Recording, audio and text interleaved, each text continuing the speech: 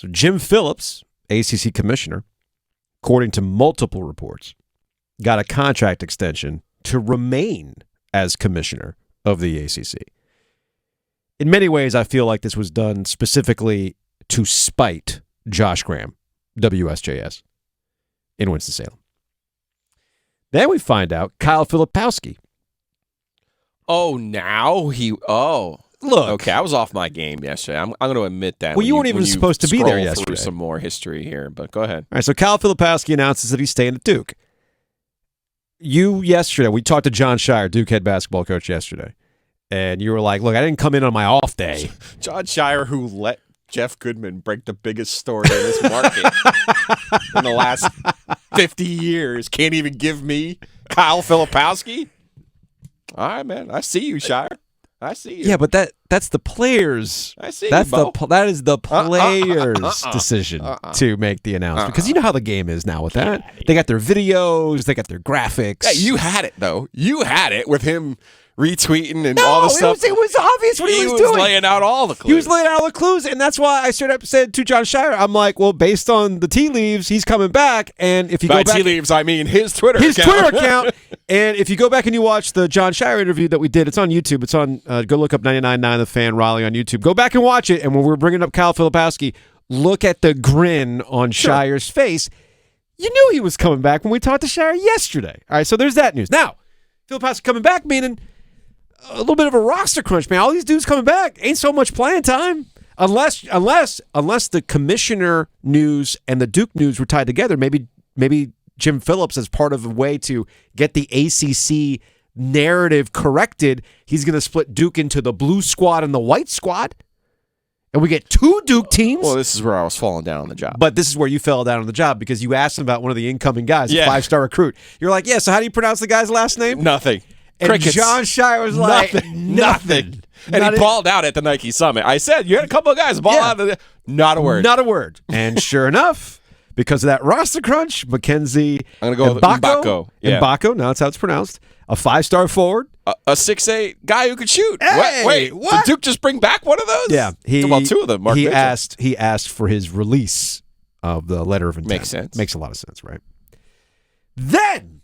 It's a lot of Duke news. It was a lot of Duke news. So Carolina wanted it in. Carolina has got news, of course. So they get Louisville transfer forward Jalen Withers. He announced he's going to UNC. 3 seasons with the Cardinals, averaged 8.9 points, 5.3 rebounds a game. NC State's like, whoa, hey, we want in on the news, y'all. So we find out that Jaden Taylor is transferring from Butler to State.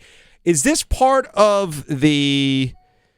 Was this part of the Manny Bates trade, or does it go back to, what's his face? Tyler Lewis? Tyler Lewis at Butler. I think it was a 2-for-1. Was it 2-for-1? Yeah. And that was the player to be named later? Yeah, and Jaden Taylor coming from Butler to NC State. This will be one of their 2 primary guards next year. Okay, so this was a big pickup.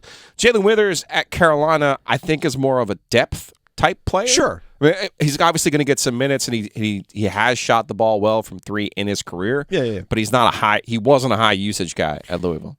And then we find out that Ben Finley. More NC State. You're right. It was 2 pieces of NC State news. Ben Finley, quarterback, NC State, coming off the spring game. He's transferring, which is odd considering that everything that I've ever been told about Ben Finley was that he liked his role at NC State. I think it finally hit him that he's got 3 years of eligibility remaining. Well, Not hold one. on. 3? Yes. He graduated in 3 years. Yeah. And still has 3 years of eligibility. So he could go somewhere and start for 3 years. That's a long time. But Joe, think about the next 3 years of ruining Carolina's season. That could be that requires the quarterback in front of him to get hurt every year for the next 3 years, which given NC State's luck could happen. I'm just saying. But you cannot blame Ben Finley. I know, I'm kidding. For I'll 3 years of eligibility. So, my goodness. But that's the news of the day. Jim Phillips, Kyle Filipowski, 5-star forward that was committed to Duke because of the roster crunch is saying, nah, I don't want to go to Duke anymore. Transfer at State, or transfer goes to State. Somebody transfers out at State in football, and Carolina gets a transfer. So Kyle Filipowski is coming back to Duke with that lineup, and we still don't know what Jeremy Roach is going to do. We know he's going to go he's going to go explore, test the draft waters, and all that kind of stuff. Sure. He's going to keep his eligibility. It's entirely possible that Roach is on this squad next year. Duke's the odds-on favorite to be the number one team in college basketball next year. Duke. Now those odds you can't get. You can't right get, now. but Duke is going to be in the same position that Carolina was in last year, likely. where they're bringing key guys back. They're going to have a preseason ACC Player of the Year on the roster in Kyle Filipowski. And they're a public team. Yep. They're going to be talked about in the same way that Carolina was talked about. Yeah. Best team in the country. Now, there are some inherent differences between the two things.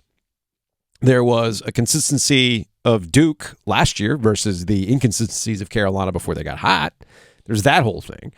But it'll be interesting now after year one with John Shire how things are handled at Duke. It was a free year. It was a free year. And I said this when it happened. The Yes. best thing to happen to Shire was K losing the way that he did to Carolina because they were able to completely fly under the radar. So now things really start They could flip. for John Shire They could flip for sure. at Duke. Do I think that John Shire is capable of handling it? Well, based on what I saw this past season, yes. Do I think that Kyle Filipowski is somehow leaving money on the table? Maybe. I think so. Because if he improves... He's a first-round pick. I mean, it's hard to walk away from the first round. But it's also a difference between somebody that could go somewhere in the first round to if he improves his three-point shot, he can be a lottery pick. But again, the deal with the NBA is the more you show them, the less attractive you are to them. It's it's almost like wearing all the clothing. Ultimately, this is where I'm at with Kyle Filipowski coming back, and we're probably going to see this more often than not. We've actually seen it at Kentucky. We saw it at Carolina, and now we're seeing it for the first time at Duke in this era. If you're marketable, you can now make money, and if you like college, it'll give you a reason to stick around. Imagine, if you will, Zion Williamson in this era. Now, maybe I'm getting a little too crazy here because Zion was the number one pick in the draft, but Zion was a guy who clearly liked college. And he could have made a lot of money in the NIL era at Duke. He probably could have made it legit, too, with his Instagram following. Right? Yeah. So this is good for college basketball. I think you're going to see more instances of a Kyle Filipowski rather than just saying, I'm out. It's probably a trade, to be perfectly honest. I think as we talked about with the NCAA tournament, used to be you wanted young pros on your team. Yeah. Now you want old, good college players. So, Duke. I think it's a mix.